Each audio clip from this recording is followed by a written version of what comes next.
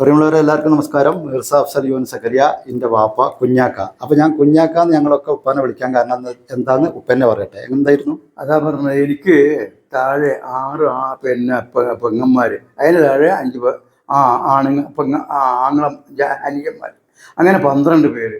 ഇവരൊക്കെ ഇങ്ങനെ വിളിക്കൽ എന്താണ്, കുഞ്ഞാക്ക. അത് കേട്ടുകൊണ്ട് എനിക്ക് മക്കളുണ്ടായപ്പോൾ അവരും വിളി പറയും ആ കുഞ്ഞ. അപ്പം ഉമ്മാക്ക് സങ്കടമായി. അപ്പം ഉമ്മ പറഞ്ഞു, ഒരു വാപ്പുള്ള കുട്ടി, ഉമ്മാക്ക് പറഞ്ഞ ദേഷ്യം വരും, അതൊക്കെ എന്തിനായൊക്കെ പറയുമെന്ന് പറഞ്ഞിട്ട്.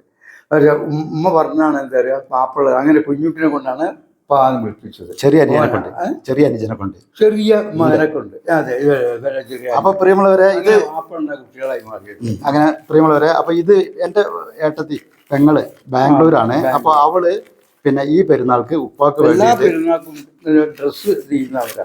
ഈ ഇവനാണ് അടിച്ചും കയറുന്നത്.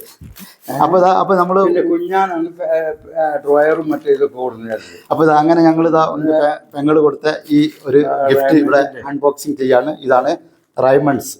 അപ്പോൾ അതിൻ്റെ അടിപൊളി സംഭവം കൊടുത്തയച്ചിട്ടുണ്ട്. അപ്പം ഞാൻ വരാൻ വേണ്ടി കാത്തിക്കടുത്ത് ഓപ്പൺ ചെയ്യണം. നമുക്ക് എന്തായാലും ഓപ്പൺ ചെയ്ത് നോക്കാം. ആഹാ, അടിപൊളി,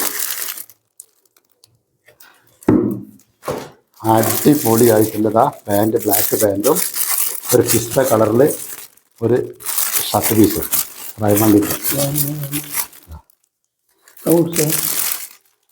അപ്പോൾ ഇക്കുറി പെരുന്നാൾക്ക് സന്തോഷമായില്ല, ഹാപ്പി ആയില്ലേ? ഹാപ്പി എപ്പോഴും ഹാപ്പി ഉള്ളൂ. ഹാപ്പി നോക്കാറൊന്നുമില്ല. ജീവിതത്തിൽ ഒരു വ്യക്തിക്കും ടെൻഷൻ പാടില്ല. എന്തൊക്കെ പ്രയാസം, ടെൻഷൻ പാടില്ല. അതാണ് പഠിപ്പിച്ചത്. ഞങ്ങളെ കുട്ടിക്കാലം മുതലേ വാപ്പ പറഞ്ഞാൽ എന്തൊക്കെ നഷ്ടങ്ങൾ എന്തൊക്കെ സംഭവിച്ചാലും ആ വേദനകൾ ഉള്ളിൽ ഒതുക്കിയിട്ട് ജീവിതത്തിൽ ടെൻഷൻ ഇല്ലാതെ മുന്നോട്ട് പോകുകയാണെങ്കിൽ ആയുസ്സും കിട്ടും, സൗന്ദര്യം കിട്ടും, കുടുംബങ്ങളും സ്നേഹമുണ്ട്. മരണാന്തര ജീവിതത്തിൽ വലിയ കാഴ്ചകളുണ്ട്. നമ്മൾ വിചാരിക്കണമല്ല, എപ്പോഴും മരിക്കുന്ന ആർക്കും അറിയില്ലോ. അപ്പോൾ അതിലൊക്കെ എനിക്ക് നല്ല എന്താ പറയുക, അഡ്വൈസർ ഉണ്ട്. കാരണം ഫാറൂഖിൻ്റെ വാപ്പ മുതൽ മടവൂർ അങ്ങനെ അങ്ങോട്ട് പറഞ്ഞാൽ ഒരുപാട് ആളുണ്ട്. അതൊന്നും ഇപ്പോൾ പറയാൻ ടൈമില്ല. അപ്പം അവന് പോകേണ്ടതുള്ള പഠിക്കുള്ളൂ. ഓക്കെ, ഒരുപാട് സന്തോഷം. എന്നാൽ ശരി. ഈ തറവാട്ടിലേക്ക് ആദ്യമായി മരുമോളെ കുറിച്ച് ഉപ്പാക്ക് എന്താ പറയുന്നത്, മരുമോൾക്ക് ഉപ്പാനെ കുറിച്ച് എന്താ പറയുന്നത്, ഉമ്മാനെ കുറിച്ച് എന്താ പറയുന്നത്?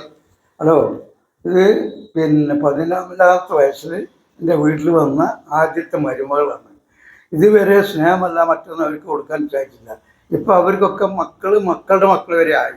സന്തോഷത്തിൽ ഞാനിതെല്ലാം കണ്ട് ആസ്വദിച്ചുകൊണ്ടിരിക്കുകയാണ്. ഇനി എന്താ വെച്ചാൽ ബാക്കി കാര്യം ഞങ്ങളിൽ നിന്നുള്ള അനുഭവം ഈ മോള് പറഞ്ഞു തരും.